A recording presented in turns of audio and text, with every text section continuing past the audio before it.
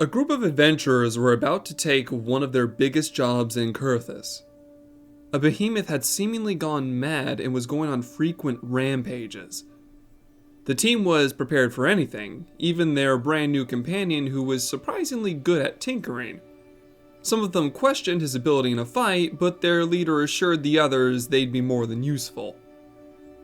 Eventually, they tracked the beast down and managed to engage it outside of any settlements.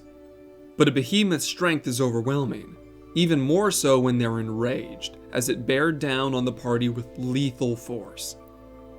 The monster knocked one of the knights to the ground, and they feared this might be a telling blow. But a whizzing sound filled the air, followed by a barrage of swift discharges. The fighter looked up only to see the tired behemoth was trying to swat at a mechanical drone that was buzzing in the air, peppering it with bullets. While the monster was distracted, the Tinkerer arrived and helped the fighter back on their feet. But the drone was quickly running out of power from its aggressive flying. With haste, the Tinkerer used another device that deployed chains around the behemoth, limiting its movement. The Tinkerer took advantage of this opportunity as they drew their weapon and steadily aimed at the monster's head. The behemoth used its overwhelming strength to break free of the chains, only to begin charging at the Tinkerer. But they were not worried. They had taken plenty of time to steady themselves, as a blast from their guns sung through the air and found purchase in the behemoth's eye, dropping the monster with one last shot. They smiled at their accuracy and waved at the other party members that it was safe, dissolving their hang-ups about this brand new profession. Today we'll be covering one of the newest jobs to appear in our world. They started as desperate attempts to ward off threats from a powerful foe, only to take Magitech from Garlemald and marksmanship from Limsa and combined all three into a shockingly efficient profession. To some, this profession might seem an unstable mishmash of random gadgets, but those who walk the path of technology know better. Today we'll be discussing what it means to be a machinist. The origins of the machinist begins in recent years. By all accounts, it's still a brand new profession, with their soul crystals not having any prior experience in them. While this group of first-generation machinists are fresh-faced, their roots date all the way back to the beginning of the Dragonsong War. Dragoons and knights alone were not enough to stave off the full wrath of the Draconic Horde. Though there were Elezen within the walls of Ishgard that had a knack for physics and became engineers. They designed many weapons and deterrents that would be used to fend off the dragons en masse. A couple staples of these engineers are none other than the Dragon Killer devices and the quad cannon Big Bertha. Most technological advancements in Ishgard were made by these early engineers. But our story truly begins with the arrival of a young technological savant named Stefan de Aelinart. The Aelinart family is one of the four noble houses of Ishgard, represented by their rose sigil. In the past, this family has devoted many resources and gil to the production of weapons and armor for the Ishgardian military. Stefan is the firstborn son of this family's next generation, and as such he was expected to become an honorable knight and lead men into battle against the Draconic Horde. However, young Stefan saw the basic gadgets that Ishgard had built and was amazed. When he saw the gears of the Skysteel manufactory turn, his own gears began to move as well. His mind was flooded with potential designs and applications for the technology he saw before him. He didn't see just weapons. He saw all sorts of devices and retooled machines that could serve to make the lives of all Ishgardians better, not just the noble houses. As such, he avoided his training in knighthood and melee combat, instead secluding himself in books that would teach him physics, aetherology, and fundamentals of Magitech. To his father, Stefan was a great disappointment. A fool who tinkered in the dark instead of laying his life on the line for family and country, earning Stefan a bad reputation early on. But no matter what profanities were thrown his way, Stefan always smiled, stating that he did love his country, and he'd save Ishgard his own way. As he grew up, Stefan engaged with all sorts of people in Ishgard regardless of rank or status. He often consulted with artisans from the Broom to broaden his perspectives, something that was unheard of in the old Ishgardian nobility. With his growing influence among Ishgard's engineers and the power of his family name, he eventually took control of the Skysteel manufactory. Even though this position of chief engineer was technically unofficial in the eyes of Ishgardian law, the people respected and supported him. This was the first step on his path to build a better Ishgard, and during this time he invented one of his favorite devices, the prospectometer.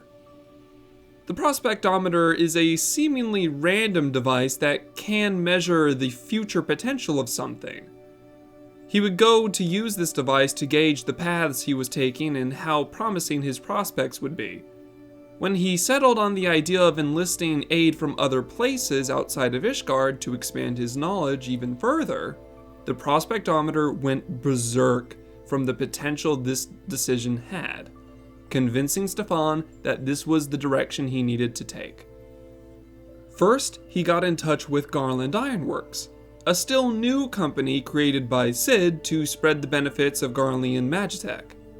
He eventually reached a deal with them and willingly handed over his own blueprints for Ishgardian devices in exchange for their knowledge on Magitech. His mind raced with ideas after receiving what was promised, and he got to work immediately. His desire was to place power in the hands of those too weak to swing a sword and too meek to cast a spell. Because of this, he didn't simply adopt the Magitech from Garland Ironworks. He read over their blueprints and then invented his own original devices he believed would give anyone an edge. But one problem remained. People wouldn't be able to efficiently use his devices in the close quarters combat that Knights of Ishgard are accustomed to. His solution was ranged weaponry. But such weapons were considered cowardly compared to the respected power of Ishgardian mages. So he looked outward for help once again. Limsa Lominsa already had a large branch of marksmen, so Stefan was convinced this was the best place to pull a teacher from, eventually enlisting the aid of a Rogadin named Rostenthal to teach him and potential students the finer points of marksmanship. By combining his passion for machinery with his new Magitech gadgets and the marksmanship of Limsa, the first generation of Machinists were born. Now let's go over the powers of a Machinist to get a better understanding on what makes a new job so powerful compared to older ones. We'll start at the device hanging from every Machinist's hip. This was one of the first devices that Stefan invented after getting a hold of data from Garland Ironworks, and he called it the Aethero Transformer.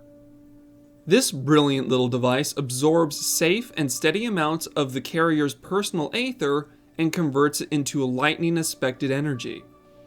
This stored up lightning aether makes the Aethero Transformer a portable battery, and it is what powers the variety of gadgets that the Machinist uses. This transformer is so good at its job that it's able to fully power complex machinery in short bursts, making Machinists extremely adept at hit-and-run tactics. Not only is it able to power devices, but the transformer is able to convert its stored energy into various things. Temporary bursts of aether to provide brief shields for allies, and the feeding of energy into the Machinist's firearm for more powerful shots are just a couple of its applications. The more accustomed and adept a Machinist becomes with their Aethero Transformer, the more complex gadgets they're able to deploy, eventually turning them into a small Magitech armory. Fire, chemicals, chains, reflector plates, bombs, and even drills are just some of the things at the disposal of a proficient Machinist. But by far the most popular tool at their disposal is that of the drones they're able to dispatch. One of Stefan's designs, the Rook Auto Turret, is a device powered by the Aethero Transformer to fly around the battlefield and release random shots from its cannon to wound and distract its target, giving Machinists some breathing room and easier shots. though more accomplished machinists have managed to upgrade their turret into something more advanced and killer. Lastly is their marksmanship. Stefan was wise to keep the use of complex devices at a range, but the idea of turning the machinists into lethal marksmen was brilliant. For all their gadgets and talents, the machinist is a gunner at heart. The initial training under Rosenthal helped them get a jump start on their aim and focus, propelling some machinists into the level of master marksmen in less than a year. This proficiency with gunplay made machinists into people that can pull off pinpoint targeting and trick shots with ease. It also goes without saying that even if their transformer were destroyed in combat, a machinist would still make for a tough challenge given their accuracy they have with their main weapon. This combination of Magitech devices and gunplay makes them extremely formidable since they're able to constantly barrage their targets with various devices, all while striking them with precision shots from their firearm. Finally, we'll go over their choice of weapons and attire. For the most part, we've covered why a machinist uses a firearm. Stefan chose them as their main weapon to make sure they could keep a safe distance between them and their targets for easier use of their devices. What I've yet to explain, however, is how so many of these weapons are different. It's true that basic firearms use powder called fire sand to aid in combustion-based ammunition. What many don't know is that there are other forms of ammunition that are unique to the firearms that make use of it.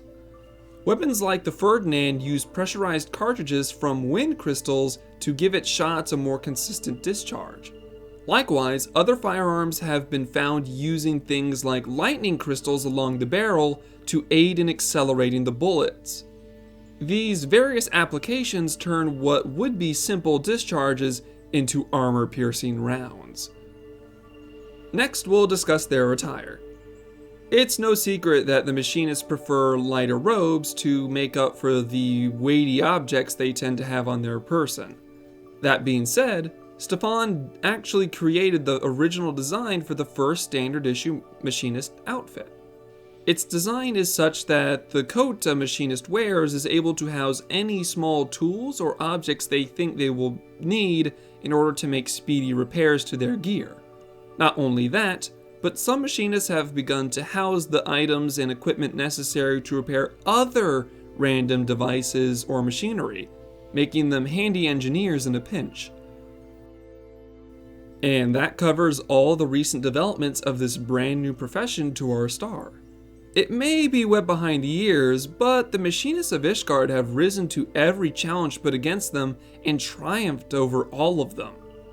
It may be inexperienced, but its precision and efficiency cannot be overstated. Listen close, Machinists.